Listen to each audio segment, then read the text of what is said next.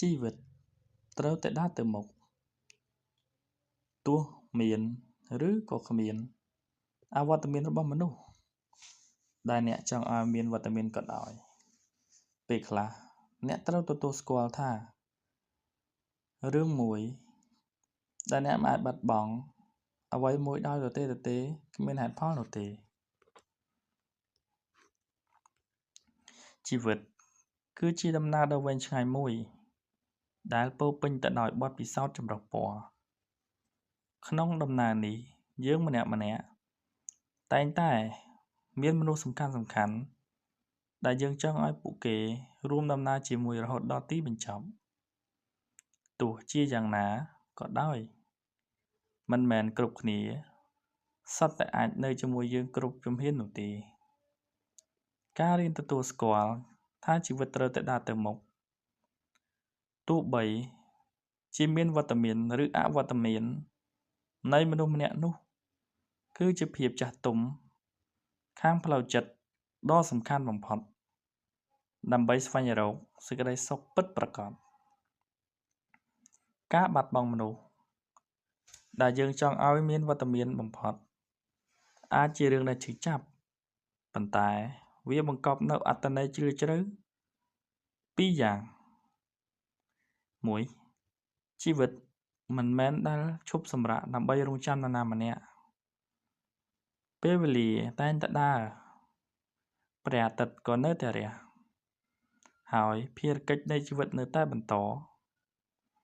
បើយើងជ្រើសរើសយកការឈប់ឈរនៅកន្លែងដដែលដើម្បីតែសោកស្ដាយនឹងអវត្តមានរបស់នរណាម្នាក់នោះយើងកំពុងតែបោះបង់ចោលឱកាសនិងតម្លៃនៃខ្លួនឯង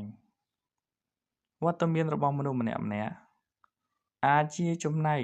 នៃក្តីសុខប៉ុន្តែវាមិនមែនជាលក្ខខណ្ឌតែមួយគត់ដែលធ្វើឲ្យយើងមានតម្លៃនោះទេការបាត់បង់តែងតែមានហេតុនិងផលនិងមេរៀនដោយដែលអ្នកបានលើកឡើងថាយើងមិនដែលបាត់បង់អ្វីមួយដោយទទេឡើយពេលខ្លះការបាត់បង់មនុស្សម្នាក់គឺដើម្បី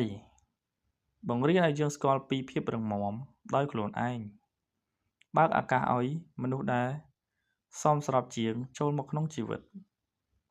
ដាស់តឿនឲ្យយើងចេះស្រឡាញ់ខ្លួនឯងឲ្យបានច្រើនជាងមុនបង្ហាញឲ្យឃើញថាអ្វីទាំងអស់ក្នុងโลกនេះសុទ្ធតែជាអនិច្ចំមិនទៀងទាត់ការទទួលស្គាល់ហេតុផលនៅពីក្រោយការបាត់បង់ជួយឲ្យយើងលែងមានចិត្តខឹងសម្បារឬស្ដាយក្រោយប៉ុន្តែបែរជាមានចិត្តដឹងគុណចំពោះពេលវេលាដែលធ្លាប់មានជាមួយគ្នាទៅវិញជារួមមកជីវិតគឺជាសិល្បៈនៃការចងចាំនៃការចេះលះបង់និងការបន្តដំណើរការដែលមានមនុស្សដែលយើងស្រឡាញ់នៅក្បែរគឺជាសំណាងប៉ុន្តែបើទោះជាពួកគេត្រូវចាក់ចេញទៅក៏ដោយ